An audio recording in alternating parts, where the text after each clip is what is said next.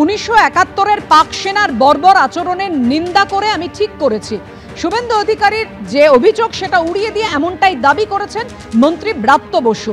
তিনি কি বলছেন? তিনি বলছেন যে 1971-এ 25শে মার্চ খান সেনার দল ঢাকায় নিরীহ বাঙালির ওপরে গুলি কি চালায়নি? ইতিহাসকে আমরা মুছে ফেলতে পারি না, যা সত্যি তা সত্যি।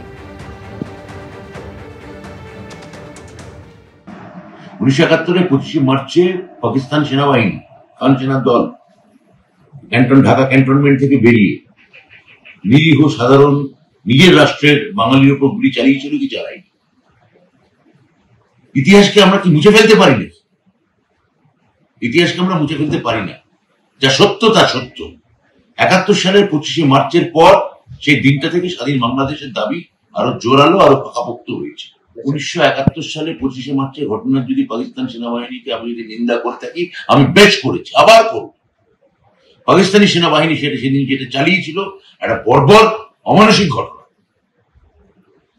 পাকিস্তান সেনাবাহিনীকে আমি নিন্দা করবো না তো কি করবো? আমি 71 সালের এই ঘটনা, নিরীহ অস্ত্রহীন নিরস্ত্র বাঙালিকে প্রথমে জগন্নাথ হল, ঢাকা ইউনিভার্সিটি, তারপর ঢাকার বিভিন্ন বাড়িতে ঢুকে গুলি করে। পাকিস্তান সেনাবাহিনীকে যদি অপমান করে থাকি, বেশ করেছে। পাকিস্তান সেনাবাহিনীর সঙ্গে উনি ভারতীয় সেনাবাহিনীকে একাকার করে দিতে চান, তাহলে উনি হয়তো ডোনাল্ড ট্রাম্প। এবার শুভেন্দু অধিকারী কি জানিয়েছেন তা রাখবো আপনাদের সামনে। পাকিস্তানের দালাল বলে তৃণমূলকে আক্রমণ শানিয়েছেন রাজ্যের বিরোধী দলনেতা। তিনি বলছেন যে একেবারে সাসপেনশনের নিয়ম মানা হয়নি এবং সেই সঙ্গে এও বলেছেন ভারতীয় সেনাকে বাংলাদেশের সামরিক অভ্যুত্থানের সঙ্গে তুলনা করেছেন।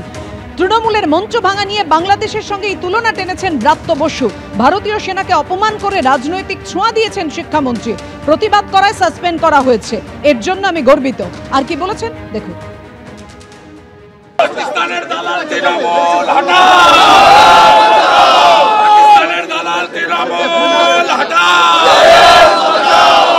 আজকে আমরা ব্রাত্য বসু যখন সামরিক বাহিনীকে, ইন্ডিয়ান আর্মিকে অপমান করে, তাদের গায়ে রাজনীতির ছোঁয়া লাগান এবং বাংলাদেশে সামরিক অভ্যুত্থানের সঙ্গে ইন্ডিয়ান আর্মির তুলনা করেন গতকাল অবৈধ ছামড়া ভাঙা নিয়ে। আমরা ইন্ডিয়ান আর্মি জিন্দাবাদ, হিন্দুস্তান জিন্দাবাদ, ভারতীয় সেনার অপমান মানছি না, মানব না। এবং এই ইন্ডিয়ান আর্মির সম্পর্কে উনার বক্তব্য বিবরণী থেকে বাদ দেওয়ার দাবি করেছিল। তিনি অরূপ বিশ্বাসের কথায় অফিসিয়াল প্রস্তাব না এনে তার চেয়ার থেকে তিনি বিরোধী দলনেতাকে সাসপেন্ড করেন। আমি প্রাউড, রামপুরহাটের বকটুইতে